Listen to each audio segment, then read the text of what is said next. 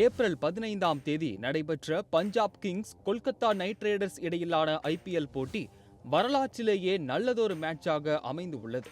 ஏனெனில் போட்டி முழுவதுமே பவுலர்கள் தான் அதிக ஆதிக்கம் செலுத்தினர். முதலில் பேட்டிங் செய்த பஞ்சாப் அணியை கேகேஆர் பவுலர்கள் 111 ரன்களுக்கு சுருட்டி வீசினர். இதனால் கொல்கத்தா இந்த போட்டியை மிகவும் எளிதாக வென்றது.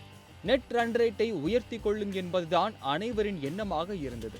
ஆனால் அதற்கு பிறகு நடந்ததுதான் வரலாறு. எங்ககிட்டயும் சீப்பு இருக்கும் மோடில் கொல்கத்தா பேட்ஸ்மேன்களை கதறவிட்ட பஞ்சாப் பவுலர்கள் வெறும் 95 ரன்னில் மொத்த ஆட்டத்தையும் முடித்து 16 ரன்கள் வித்தியாசத்தில் வெற்றி பெற்று அசத்தினர்.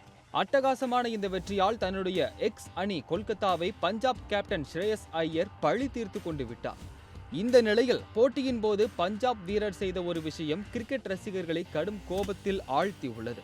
குறிப்பாக கொல்கத்தா அணியின் வெங்கடேஷ் ஐயர் மற்றும் அங்கரீஷ் ரகுவன்ஷி ஆகிய இருவரும் களத்தில் நின்றபோது பவுண்டரிக்கு அடிக்கப்பட்ட பந்தை ஆஸ்திரேலிய வீரர் சேவியர் பேர்லெட் தடுத்தார்.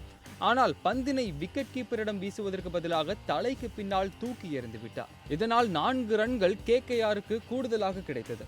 இதேபோல் அந்த அணியின் நட்சத்திர வீரர் சசங் சிங்கும் ஃபீல்டிங் தவறால் கொல்கத்தாவிற்கு ஏகப்பட்ட பவுண்டரிகளை பரிசாக வழங்கினார். இந்த இருவரும் ஃபீல்டிங்கில் கோட்டை விடாமல் இருந்திருந்தால் கொல்கத்தாவை இன்னும் குறைந்த ரன்களுக்கு சுருட்டியிருக்கலாம். இதை பார்த்த ரசிகர்கள் ஒரு குழந்தை கூட இந்த மாதிரி கேவலமா ஃபீல்டிங் செய்யாது எனவும், என்னதான் 2 பேரும் ட்ரெயினிங் எடுத்தாங்களோ தெரியல எனவும் சமூக வலைதளங்களில் புலம்பி வருகின்றனர்.